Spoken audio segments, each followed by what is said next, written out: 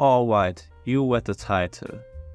I will explain every major currency group and a couple extra currencies. Anywho, let's start off with the most stable and valuable currency, the Venezuelan Bolivar, which shares an etymology with the Bolivian Boliviano. This may come as a surprise, but it is indeed named after the famous South American revolutionary Simón Bolivar. Now, if we are already in the region, we might as well talk about the peso, which is just Spanish for weight. That's a common theme, with the pound meaning a pound of sterlings, though sterling is less clear. It may mean little star and come from Old English, excuse my pronunciation, steora plus the diminutive ling, or it may come from German Ostsee, which became Osterling or Easterling. That happened due to Hanseatic League shenanigans, I suppose. Now, if we're already talking about the pound sterling, you might notice the weird symbol. It turns out that a lot of these currencies are intertwined, because the symbol comes from the Latin Libra, which also evolved into the Italian Lira, which then was launched into other languages.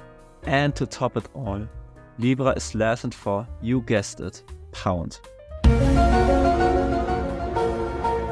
Personally, I want the euro to be renamed into the kilo sterling as an FU for Brexit. Oh yeah, the euro, my currency. It comes from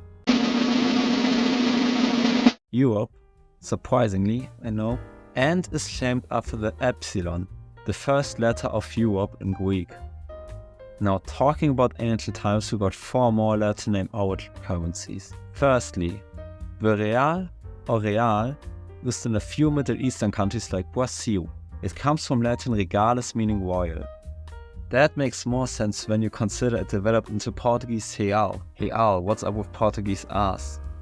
Anyway, it developed into Portuguese real and similar words in other Romance languages.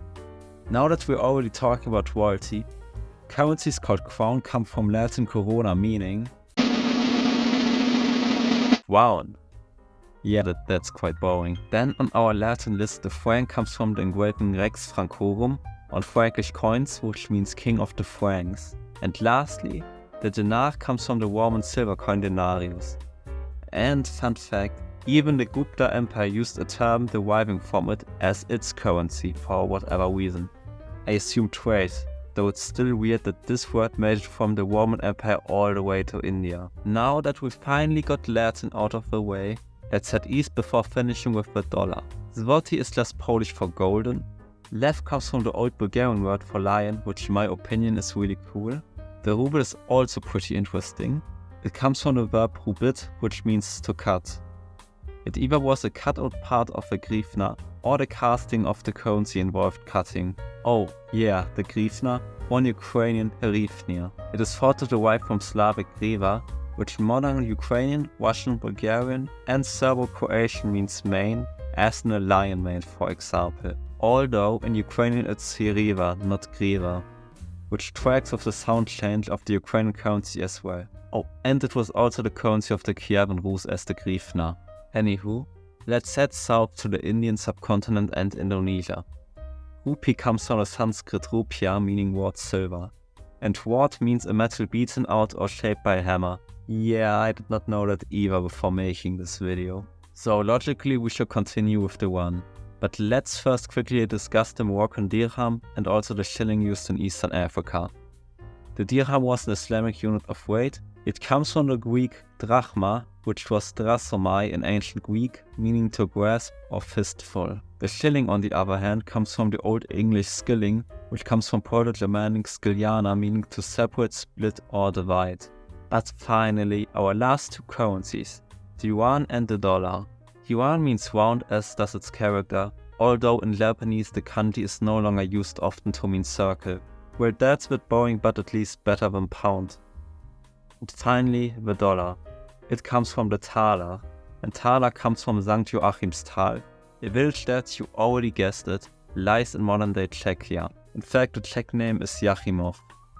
Anyway, that account of Schlick minted a new currency that was called the Schlickenthaler or Joachimsthaler. This was shortened to simply Thaler, and it then spread in Europe because of its fine quality and was anglicized as Daler. though when the United States declared independence, they named the dollar and not dala. So, that were the major currency groups.